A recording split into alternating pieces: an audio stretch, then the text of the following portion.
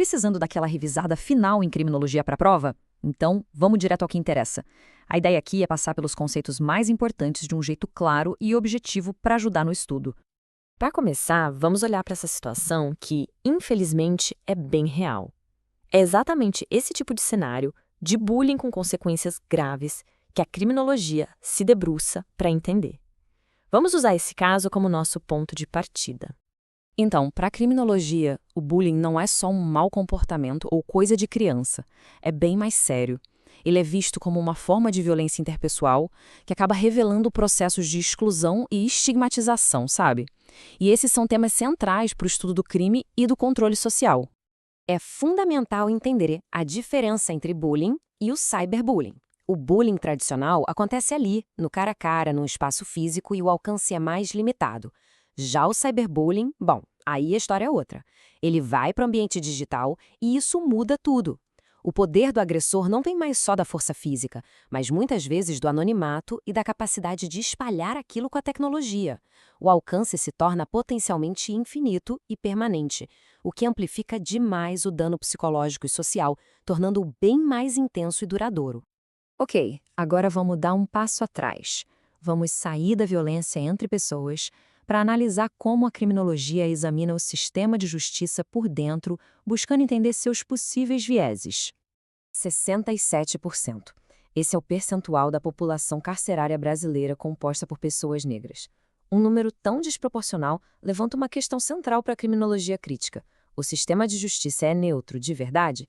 Esses dados são vistos como uma forte evidência de uma seletividade penal que continua existindo. E é aqui que entra a discussão sobre racismo estrutural. A criminologia racial vai argumentar que o sistema de justiça reflete e, muitas vezes, reforça as desigualdades históricas da sociedade. O racismo, nessa visão, não é só um ato isolado de preconceito, mas um fenômeno sistêmico, presente nas estruturas e práticas das instituições. De uma forma parecida, a criminologia queer vai apontar para outra estrutura, a heteronormatividade. É a ideia de que a heterossexualidade é o padrão, ou normal. Quando o sistema parte desse princípio, ele acaba marginalizando e até criminalizando identidades de gênero e sexualidades que fogem dessa norma. O próprio sistema jurídico foi construído com base nessa visão, o que historicamente acaba excluindo outros corpos e identidades. E o ponto crucial que conecta tudo isso é a interseccionalidade. A questão é que esses vieses não atuam sozinhos. Fatores como raça, classe social, gênero e sexualidade se cruzam, criando vulnerabilidades bem específicas e intensificadas. A experiência de uma mulher trans, negra e pobre dentro do sistema de justiça, por exemplo, é completamente diferente da de um homem gay, branco e de classe média. Certo, com todo esse conhecimento crítico em mãos, como seria a forma ideal de aplicá-lo na prática? Como a ciência, a política e a lei deveriam conversar? A relação ideal entre essas áreas seria um ciclo lógico.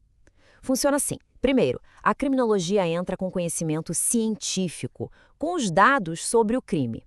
Depois, a política criminal usa esse conhecimento para desenhar estratégias de prevenção. E, por fim, o direito penal transforma essas estratégias em leis e punições. Ou seja, a ciência informa a política, que por sua vez orienta a lei. Para fechar nossa revisão, vamos ver 2 desafios do mundo de hoje que pressionam e moldam todo esse sistema que a gente acabou de ver. Um desafio enorme é a criminologia do senso comum, que é muito impulsionada pela mídia. A cobertura sensacionalista de crimes acaba gerando uma cultura de medo na sociedade. E esse medo cria uma pressão popular por punições cada vez mais severas, o que muitas vezes leva a políticas baseadas na emoção e não em dados científicos. E essa pressão toda nos leva a uma pergunta bem provocadora. Em uma democracia, um cidadão pode ser tratado como um inimigo? Essa questão está no centro de uma teoria bem controversa, o chamado direito penal do inimigo. Essa teoria, do alemão Gunther Jacobs, basicamente divide o sistema em 2. De um lado, o direito penal do cidadão, que vale para quem comete um crime, mas continua sendo visto como cidadão, com seus direitos e garantias, e o objetivo é punir e ressocializar. Do outro lado, estaria o direito penal do inimigo. Esse seria aplicado a pessoas vistas como ameaças ao próprio Estado, como terroristas ou chefes de grandes organizações criminosas. Para eles, o objetivo não seria mais ressocializar, mas simplesmente neutralizar, com restrição de direitos e antecipação da punição. E aqui está o ponto central do debate. Essa teoria mostra o enorme perigo de transformar o medo coletivo numa desculpa para criar leis de exceção, substituindo a ideia de um cidadão com direitos por um inimigo que precisa ser eliminado. Fica aí a reflexão sobre o conflito fundamental entre essa ideia e os princípios de um Estado democrático de direito.